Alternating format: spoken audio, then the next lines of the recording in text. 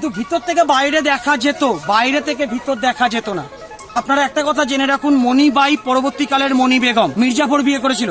খুশি হয়ে তাকে 5,000 স্বর্ণ মুদ্রা দিয়েছিলেন তখনকার দিনে, যেটা এখনকার দিনে ভ্যালুয়েশনে 5 কোটি টাকা। তো গোলাপের বাগান বাড়ির অ্যাকচুয়ালি বাইজি মহল ছিল।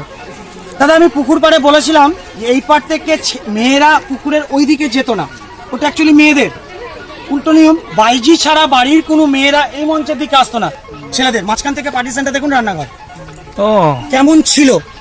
এই লোহার যে পোলগুলো গ্যাস লাইটই জ্বলতো, টোটাল ছাদ পোলের উপর থেকে নিচ, বাইরে থেকে গোল বাউন্ডারি পুরোটা, উপর থেকে নিচ আপনি 3মুখী রাস্তা।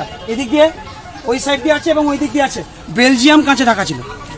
আচ্ছা, যারা এখানে অতিথি হিসেবে আসতেন তারা ভিতরে বসে নাচ দেখতেন, নবাব, জমিদার, ইংরেজ, যাদের কথাই বলবেন বলুন। কিন্তু ভিতর থেকে বাইরে দেখা যেত, বাইরে থেকে ভিতর দেখা যেত না। মুর্শিদাবাদের ইতিহাসটা যদি কেউ পড়েন বা একটু গুরুত্ব দিয়ে কাউরির কাছে খোঁজ নেন, 3টে বাইজির নাম বেরিয়ে আসবে, হীরাবাই, মতিবাই, মণিবাই।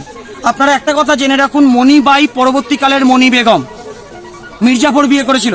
ওই মণি বেগমের ছেলের নাম নবাব মুবারকদৌল্লা। মিরনের নামটা বেশি ইতিহাসে প্রসিদ্ধ। মিরন সিরাজকে হত্যার পিছনে মেন দায়ী। মিরন মির্জাফরের প্রথম বেগমের ছেলে, মুবারকদৌল্লা মির্জাফরের 3য় বেগমের ছেলে।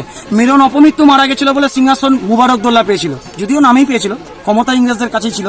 তবে এখানে যে বাইজি নাচ করতো তার নাম হীরাবাই। তার মানে কি দাঁড়াচ্ছে হিসাব? কাঠগোলা বাগান 1780-তে তৈরি, তার মানে বাইজি মহল 1780-তে না, অনেক পরে। মানে একটা জেনারেশন তো একসঙ্গে এসে সব তৈরি করতে পারে না, স্টেপ বাই স্টেপ সবকিছু আছে।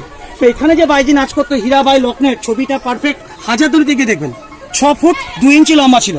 শোনা যায় গল্প, হীরাবাইয়ের নাচ দেখে নবাব নাকি খুশি হয়ে তাকে 5,000 স্বর্ণ মুদ্রা দিয়েছিলেন তখনকার দিনে, যেটা এখনকার দিনে ভ্যালুয়েশনে 5 কোটি টাকা।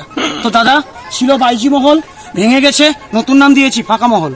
আগে নাচ করতো বাইজিরা, এখন কাউরির নাচতে ইচ্ছা হলে ফিরার পথে উঠে নাচবেন, এখন আমাকে ফলো করে সামনে হাঁটবেন।